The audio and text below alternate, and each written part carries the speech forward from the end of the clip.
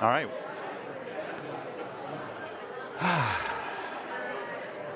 Good morning. One. That was one. Nah. Good morning.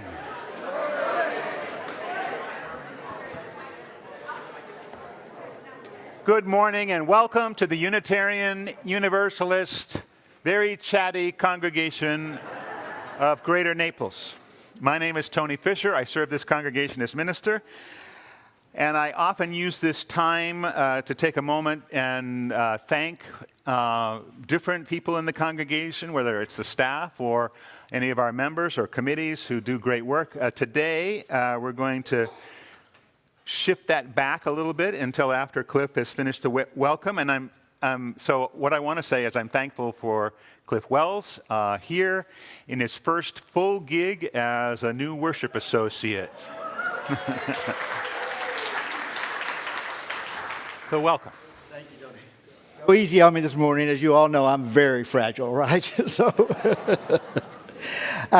We're so very glad that you're all here today and to have joined us, whether you're here in the sanctuary, out on the pavilion, watching at home on Facebook Live, or even watching and recording. It's great to see everyone. And every week now, as we go into the season, we're getting more and more seasonal guests and members here, and it's just great to see everyone. We also have a special welcome today to the students of the Coming of Age program with our YRE group. And I'd like to ask any students in the Coming of Age program to please stand and be recognized. If you would. If you would.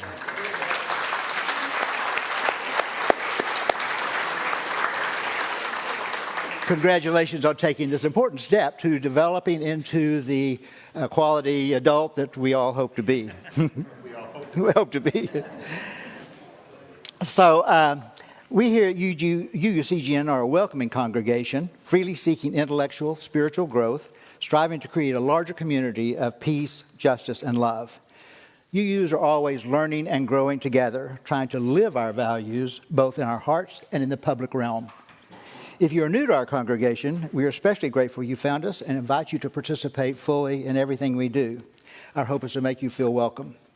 Please engage whenever you find yourself in a group of UUs. We're a boisterous group, as I've heard, and you have to kind of insert yourself sometimes and get into the flow. It's now my pleasure to introduce the president of the UUCGN Board of Governors or Trustees, and that is Elaine Cockcroft. Elaine?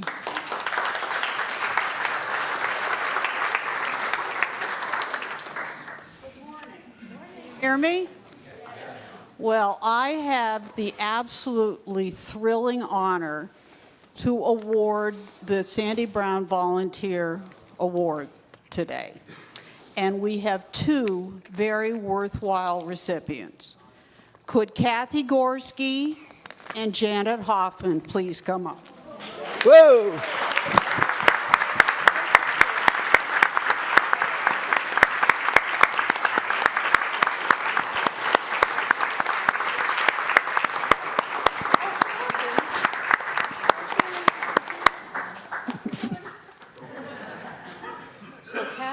You want to sit down or can you stand up?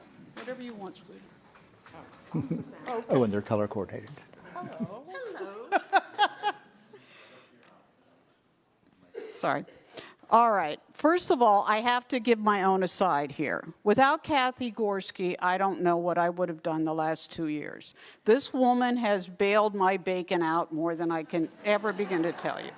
Through the first annual meeting, the survey, you name it, Kathy was there for me. Program council, everything.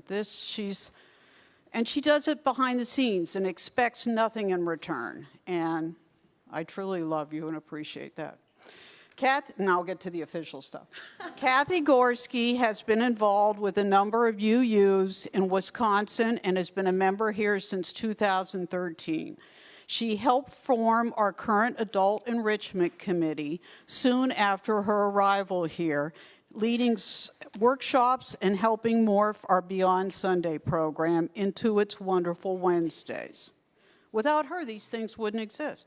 She's been an active member of the Communications Committee and in 2025 Task Force and Tarot, as you all know, Program Council, has served on the Board of Trustees for 2 terms, and is currently on the Nominating Committee.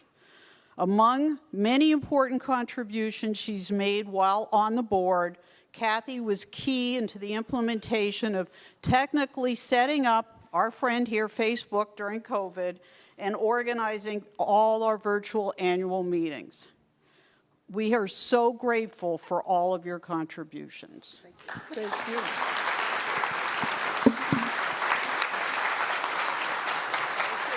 that's beautiful. Shall I go back to my seat? Well, or you could take her seat. I'm going to do her, or Shall I take, sit here? yeah, wonderful. Thank you.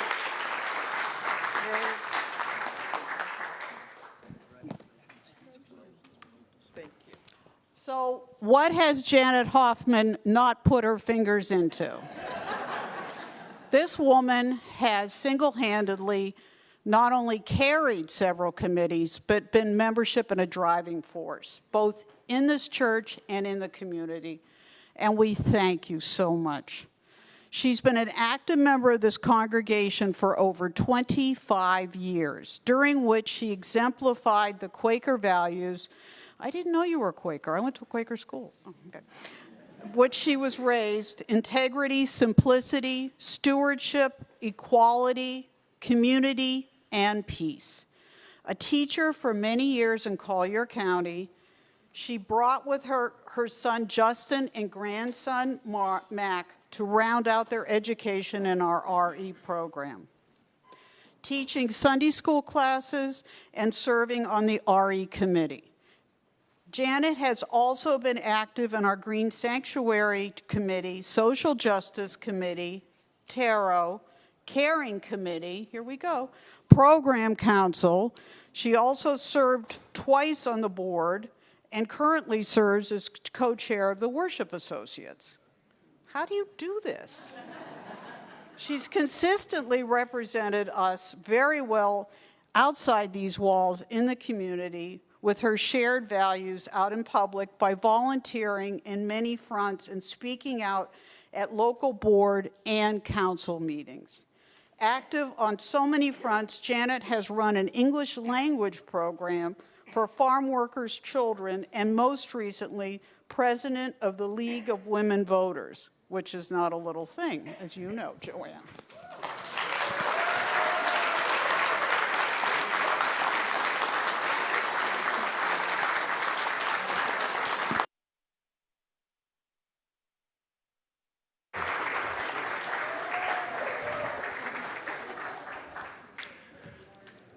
Thank you, Elaine.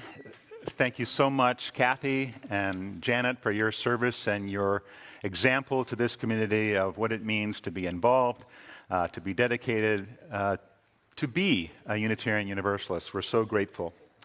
We're going to go right into our opening hymn. It is Come, Come, Whoever You Are. Please rise as you're willing and able. It's number 188 in the hymnal. The words are going to be on the screen. Is that my tune? Come, though I've broken my vows. That's very low. Though I've broken my vows. That's the same note, I think. Come. Let's start by singing together this. Though I've broken my vows 1,000 times. Let me hear that. Though I've broken my vows 1,000 times. And that keeps going. Anybody who wants to carry this? That's the first note for come, come. Come, though I. That's the one. Though I've, it's much better down lower. Though I've broken my vows 1,000 times, though I've broken my vows 1,000, though I've broken my vows. Keep going.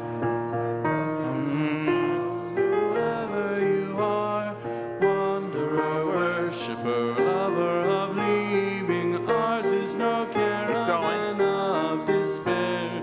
Come yet again, come. Anyone who wants, come, come, whoever you are, wanderer, worshiper, lover of leaving, ours is no caravan of despair. Come yet again, come. My vows 1,000 times, though I've broken my vow a thousand times. Oh, I've broken wanderer, my vow. worshiper, lover of leaving. Ours is no caravan. One more of time. despair. Come, come, whoever you are, wanderer, worshiper, lover of leaving. Ours is no caravan of despair. Come, yet again, come. Come, come, whoever you are.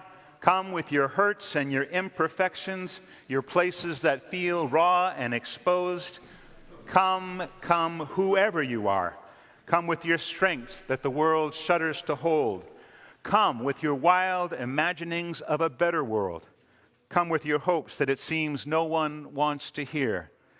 Wanderer, worshiper, lover of leaving, we will make a place for you.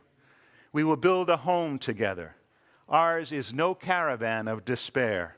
Come, yet again, come. And let's join together in the chalice lighting that's in your order of service and on the screen. May this flame stir our hearts and remind us of our mission to be truly welcoming, to grow in mind and spirit, and to widen the circle of peace, justice, and love. And with that, I would love to invite Emily Bajima up forward to have a conversation. Good morning. Good morning. So those of you who don't know, because Emily spends most of her time down in our religious education wing, she is our religious exploration assistant. And how long have you been with us then?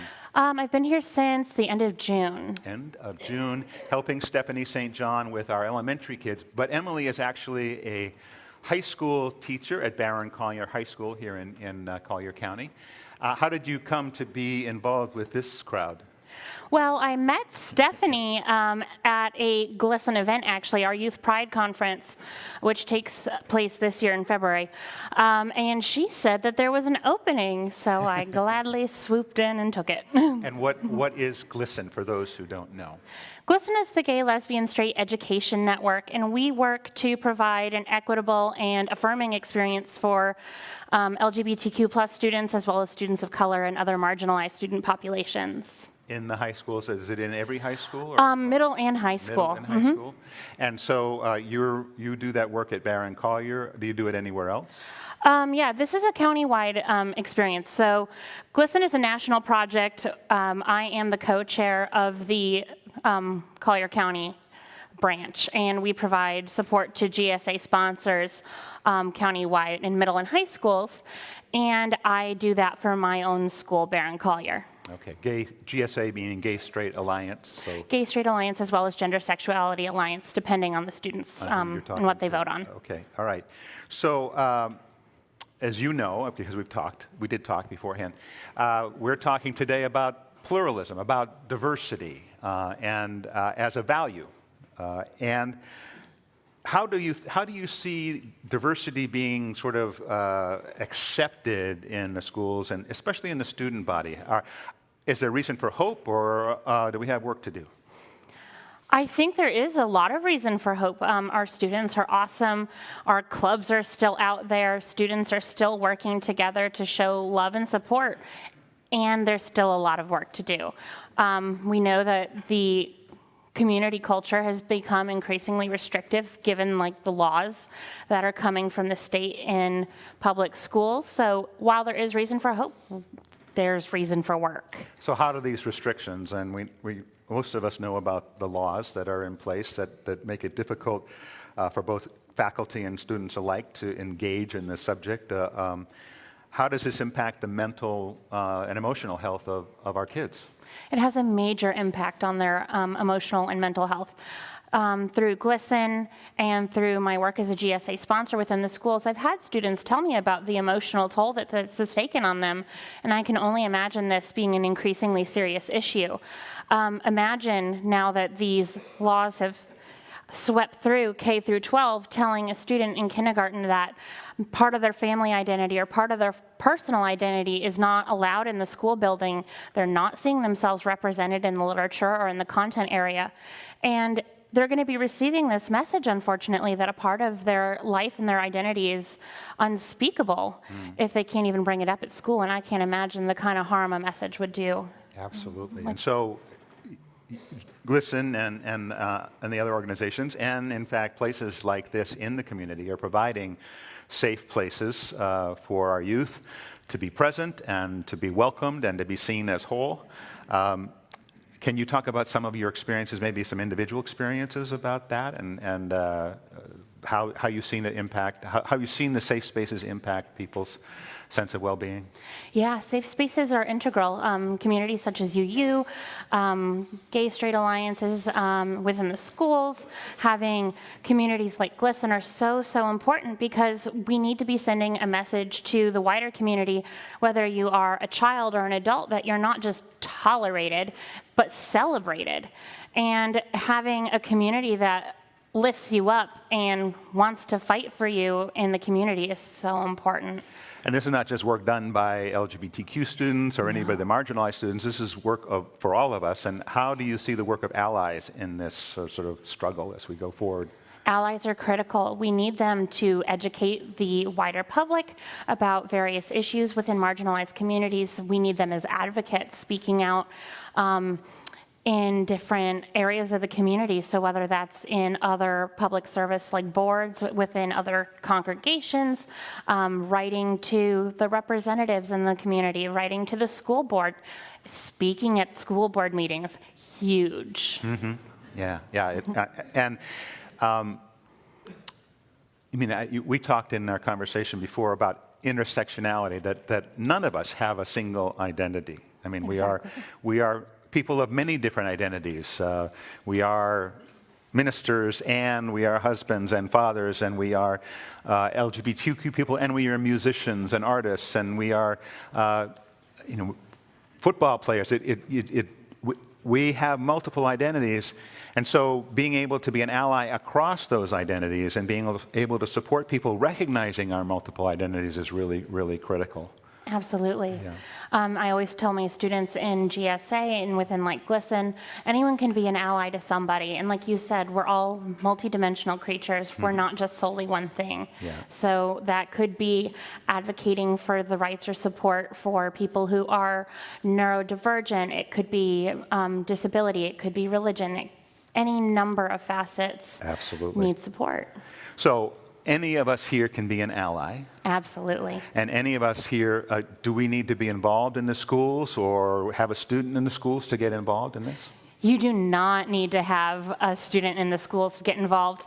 And I think a lot of people have made that very clear, that you might not have a student in the schools at all, and you still have an opinion. Yeah. So let that be your invitation to speak out at board meetings, to write to the different school board members, to vote in your local elections, so you can show people in the community what your values are and that you are wanting to be a supportive member of the community and lift people up. Well, I want to thank you for being here, because I know this wasn't necessarily easy. And I know Stephanie is waiting for you down in the RE. If you want to stay, you're certainly welcome to do that too. But I want to also thank you for being a model in the community and stepping into a role that's really important as a supporter, as an ally, as a person who cares, as I hope we all are. So thank you so much for being with us. Thank you so much.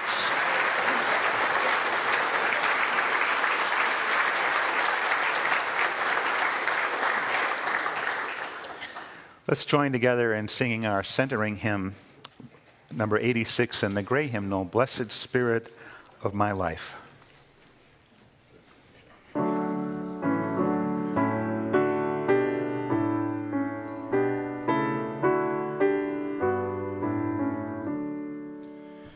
Blessed Spirit of my life, give me strength through stress and strife. Help me live with dignity. Let me know serenity. Fill me with a vision. Clear my mind of fear and confusion. When my thoughts flow restless endlessly. Let peace find a home in me. Spirit of great mystery, hear the still small voice in me. Help me live my wordless creed as I comfort those in need. Fill me with compassion, be the source of my intuition. Then when life is done for me, let love be my legacy. Grateful for each and every one of you and for our people on the pavilion and those of you out on Facebook Live, for our children and faculty down the hall doing their important work. Let us join together in this time of community, a time for sharing, an opportunity for any one of us to stand and speak their truth, their personal joy or sorrow, not a time for political statements or announcements. But if you have a particular joy or sorrow that you would like to share this morning, please raise your hand. I'll bring you the microphone.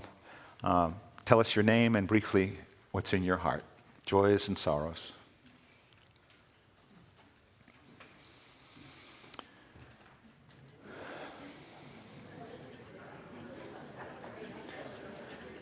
Oh, just because.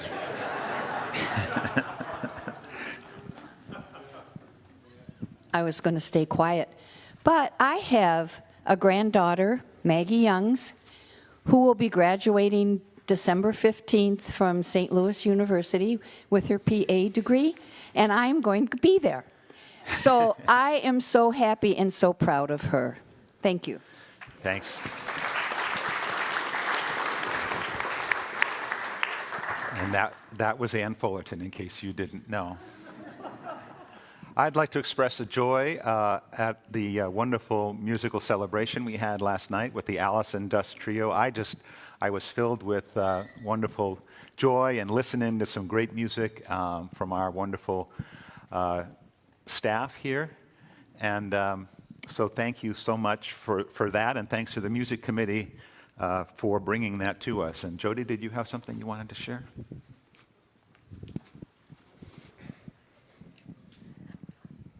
Hi, I'd like to express a joy. I am a case manager at Naples Pride, and we help so many people in the greater community.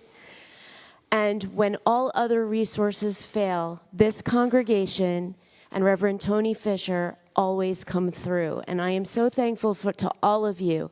And I want you to know that just this week, a young couple with 2 young kids came in, and they are trying to improve their lives, and they spent all their money getting a vehicle so they could drive to work, and they realized they couldn't afford the down payment on their insurance, even though they could afford the monthly payments. And Reverend Fisher and this congregation covered that for them, and they both broke down and cried, and they're on their way to making their lives better with their children. So thank you. Thank you. Thanks, Jody.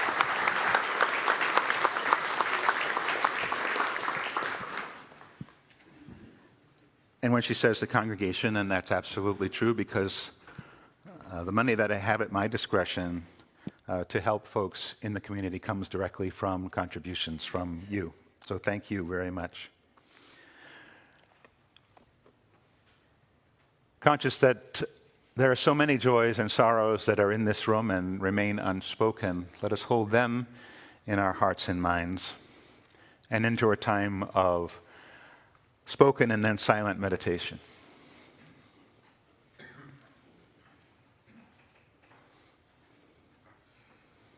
Let's take a deep breath.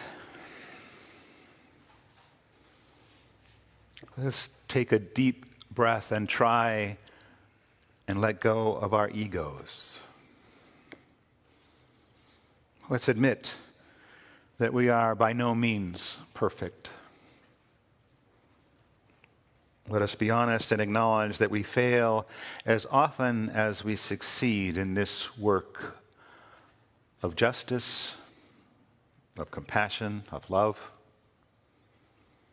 Yet even when we have broken our vows 1,000 times, we return to that essential work for the liberation of all.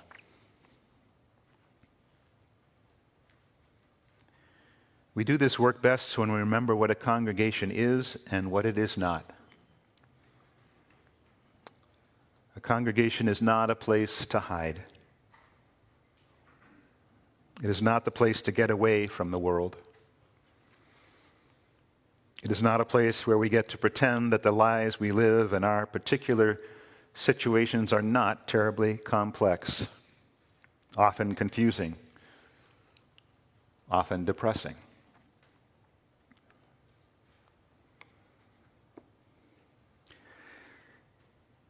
Instead, this is a place where we are called to give substance to the idea and ideals of religious freedom, to embody it, and to use that freedom as the fuel for our highest aspirations.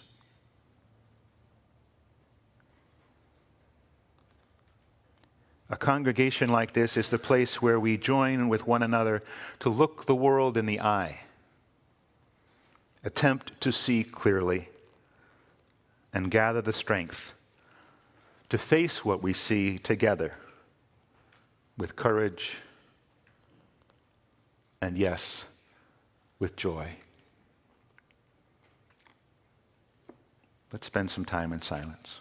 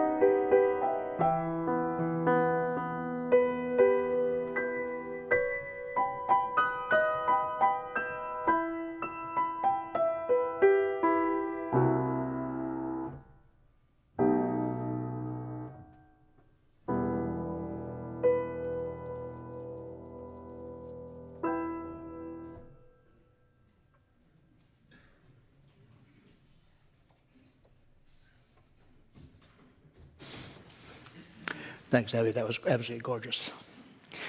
So I don't know if those of you in the back could see Emily's shoes earlier on. They were absolute glow and glitter.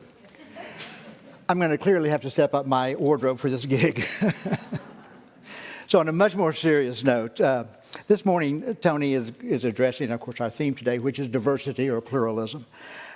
It is defined as one of our values by the Unitarian Universalist Association of Congregations as an essential element in defining who and what we are and as a movement. To understand and appreciate the importance of pluralism or diversity beyond our local UU Southwest Florida community, it may be helpful to look at the opposing trend of tribalism, which seeks the unity of thought and action, both locally and globally.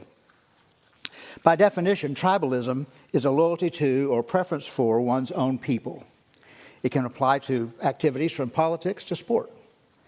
Cultural tribalism refers to the subdivision of society into groups who come together by a shared or special type of thinking or behavior. In popular society, cultural tribalism may also refer to the behavior in which people are loyal to their own group above all else, which can lead to discrimination or animosity towards people of other groups of diverse culture or appearance. Of course, as Unitarian Universalists, we honor diversity and affirm the dignity and worth of every person. We try to be inclusive, confronting discrimination of all types wherever we find it, whether in our own hearts or in the community at large. Tribalists tend to approach the world with a very different mindset. According to a recent article posted by the European Center for Populism Studies, from which a portion of these remarks are drawn, the concept describes how, as a group of people with similar values, lifestyles, and languages, many people naturally tend to favor their own tribe above others. At a glance, tribalism doesn't sound at all bad. That is, to someone that's on the inside of the tribe. But tribes usually demand loyalty. In return, they confer the security of belonging. But they are badges of identity, not of thought. In a way, they make thinking unnecessary because tribal leaders do it for you and may punish you if you try to think for yourself, just as they may heap retribution or revenge upon those of other tribes for thinking differently. According to expert Amy Chua, all primates, including us humans, are tribal animals. We have an innate need to belong to groups, which is why we love clubs and teams. Once people connect with a group, their identities can become powerfully bound to it. They may penalize others, seemingly gratuitously.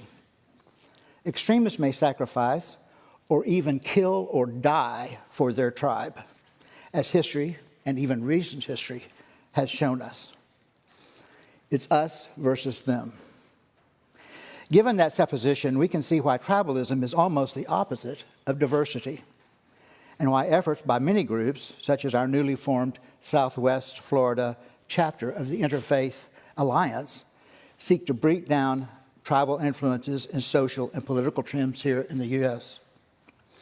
According to Chau, tribalism remains a powerful force everywhere. Indeed, in recent years, it has begun to tear at the fabric of liberal democracies in the developed world, and even at the post-war or liberal international order.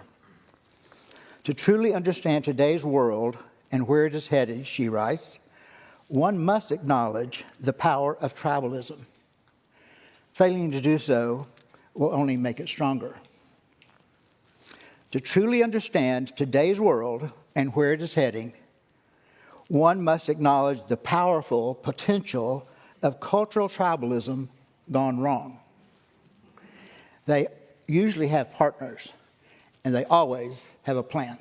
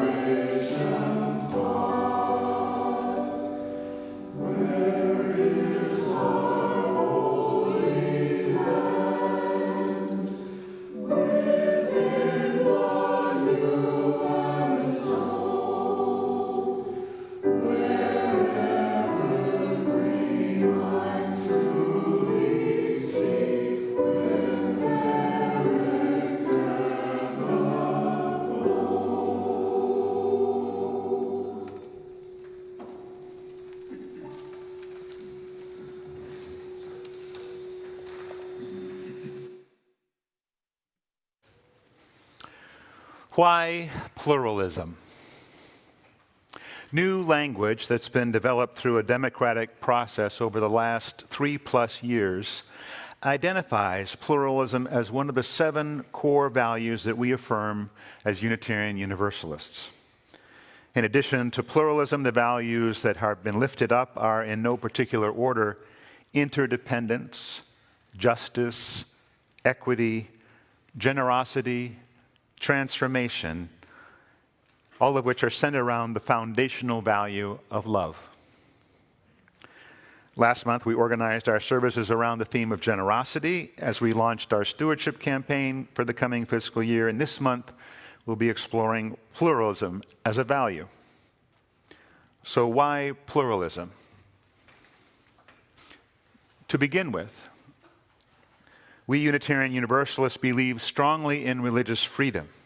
We honor the plurality of all faiths that exist in the world. We are open to the wisdom and understandings that each bring into our shared lives.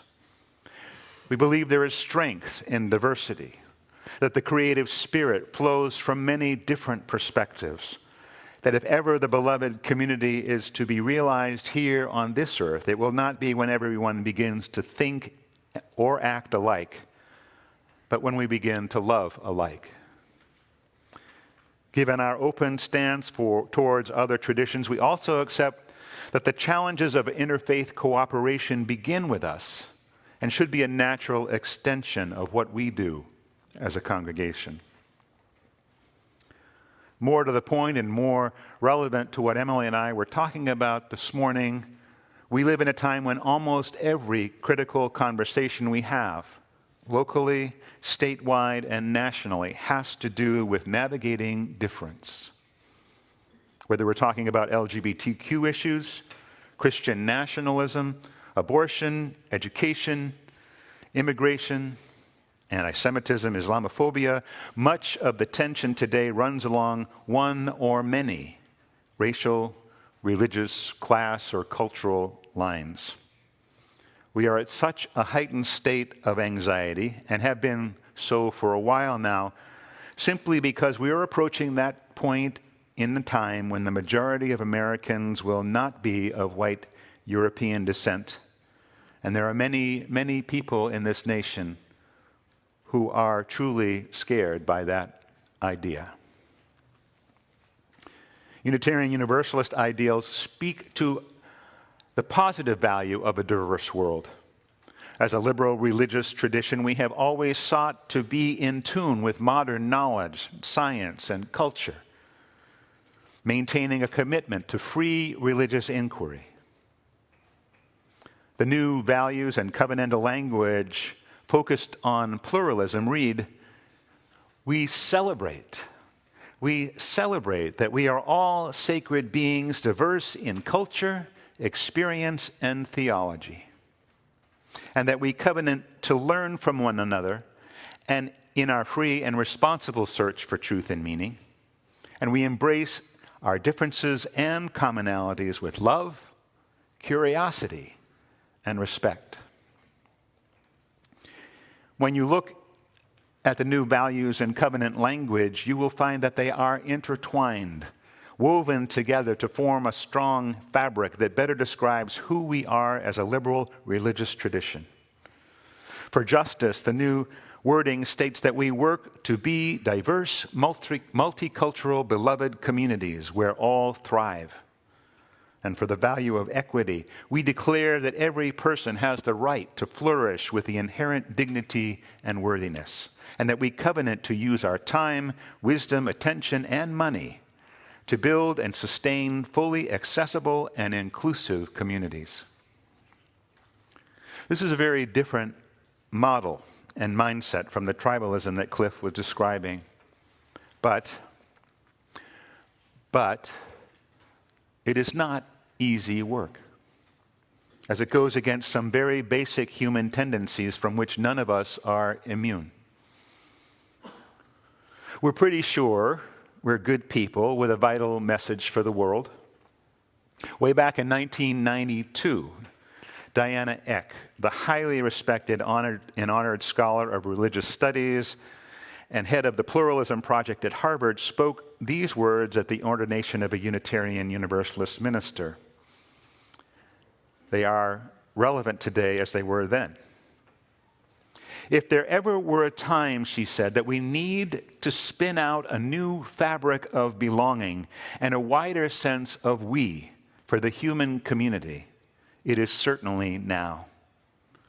Developing consciousness of our growing religious interrelatedness, developing a moral compass that will give us guidance in the years ahead, these are certainly among the most important tasks of our time. And then she continued, you Unitarian Universalists have a theological orientation toward the oneness and mystery of the universe or of God that is essential for the world of religious difference in which we live. You are, in my estimation, the church of the new millennium. In this era, Unitarian Universalism is not the lowest common denominator, but the highest common calling. Even as we might puff ourselves up at these words, we look around us and see clearly, quite clearly, that we haven't yet lived up to that potential that others have seen in us because we haven't yet lived into the essence of our faith or our calling. Yes, we changed when we grew with our responses to the women's movement and the LGBTQ movement in the 70s and the 80s. But in a society that is growing more and more racially and culturally diverse, our own demographic has, for the most part, remained unchanged over the last 200 years, except perhaps, as with many mainline Protestant faiths, that the median age of our members is rising. What is it that is holding us back? As Rosemary Bray McNatt writes, we often underestimate the reality of resistance to change in our congregations, resistance rooted not so much in racism as in matters of class and culture. We forget when we teach cultural competence in our seminaries or cultural change in ministry that it's not just other people who have a culture. Unitarian Universalist congregations have a culture as well. Just ask anyone who has come here because of what we stand for and then struggled to fit in. When I hear folks emphasize that they appreciate being here with like-minded people, I'm always curious about what that truly means. This is a conversation worthy of your time at coffee hour, in our small group gatherings, as a congregation. Just how would you describe our particular brand of Unitarian Universalist culture? And how might it be off-putting to someone new, perhaps someone slightly different, who shows up here for the first time? Working to become a diverse, beloved community is not about numbers. It is the work of the Spirit. It calls for deep reflection on all levels, organizationally, spiritually, and on a continuous basis, because the world is always changing and our commitment to change with it. The question, of course, has to be, are we willing? Are we willing to change and grow and shift? Robert Crestwell Jr., a black Unitarian Universalist minister who serves our congregation in Annapolis, Maryland, has yet to be convinced, saying he would believe our talk about becoming more multicultural when he saw it represented in our walk. Some say we want multiculturalism, he writes, inclusivity, more people of color and the like. Well, what do visitors see on your walls or in your pews when they visit your congregation that conveys this message? What do they hear you talking about, preaching about, and teaching in classes for adults and children? What do they hear you singing? What do they see in your order of service? Where's the beef? What do people feel in their heart beyond the corporate message in your statements of faith? Investing in transformative work is about doing the small stuff so that the big stuff will be manifest. Doing a personal inventory of your own and your church's life is what's required. Embracing this challenge is at the heart of what it means to be a Unitarian Universalist and just simply a human being. This is the work that we still need to do to actually grow our hearts, to grow our faith, to change what needs changing and build that wider community of peace, justice, and love. If we can't do this work, if we're too stuck in our old ways to change, who can? And if we can't, it's reasonable to ask whether this tradition, this traditionally white association, can survive and be relevant in a world that is increasingly multicultural. I believe firmly that the more diverse our congregations are, the stronger we will be as a movement, and the more our message of openness, freedom, equity, justice, and love can help us save the world. But in reality, the specific goal is not to increase numbers. The goal, the effort, must be to look into our own hearts, individually and collectively, to see where it is we build unnecessary barriers to truly inclusive community and remove them one by one with intention. Ours is a liberal religious tradition that responds with wonder and delight at the diversity the world offers. We look for truths in many directions, knowing that there is always room for growth both intellectually and spiritually. We know that this is not a tradition that can be all things to all people, nor would we want to be that lowest common denominator. But we need to make the continual and intentional effort to create community where all who subscribe to liberal approach to religion can enter into our worship spaces and into our congregational culture and have it reflect the reality of a richly diverse, multicultural population. So may it be.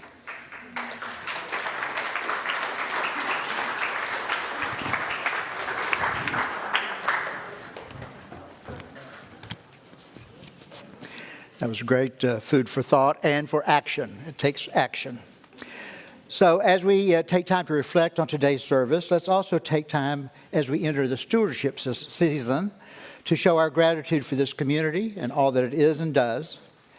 This morning's offering will be greatly received. The information you need to mail a check from home is on your screen at this time.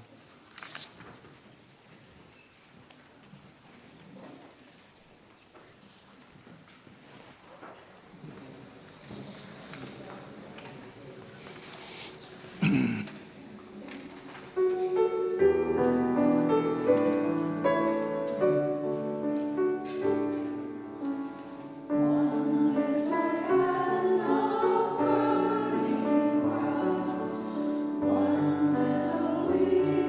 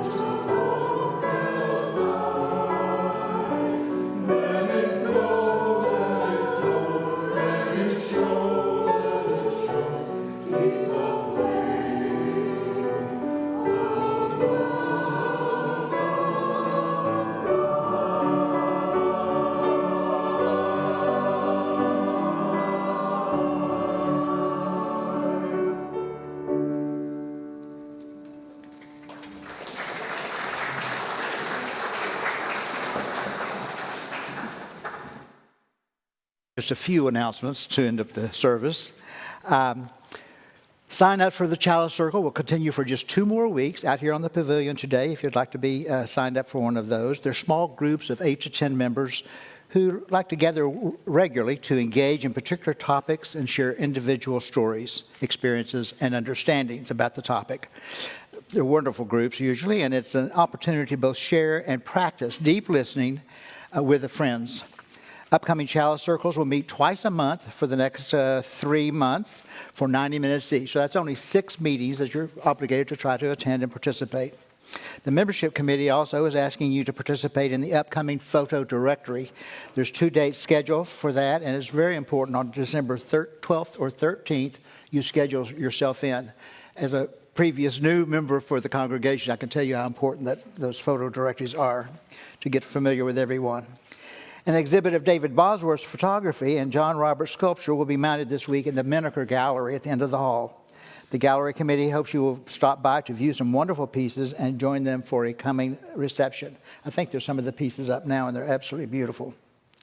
This year's forum services, entitled Where is Florida Heading, continues today after the service with school vouchers and their impact on public education. Our public schools are the foundation of democracy, yet are facing an unprecedented threat from new Florida school voucher legislation. Come learn all the facts and then join us for a workshop on the pavilion following some light refreshments.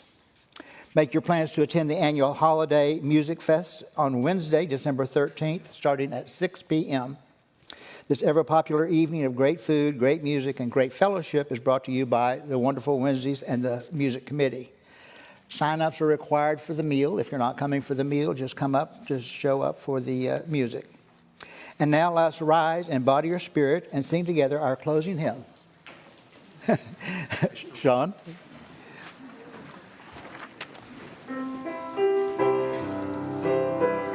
It's on the back of your service. Oh.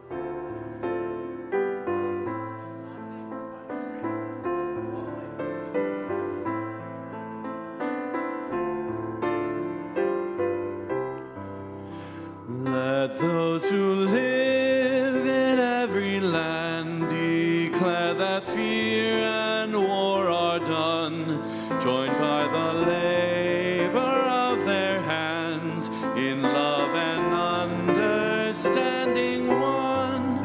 Ours be the poems of all tongues, all things of loveliness and worth, all hearts, all ages, and all songs, one life, one beauty on the earth. Since that we choose is what we are, and what we love we yet shall be. The goal may never shine afar, the will to win it makes us free.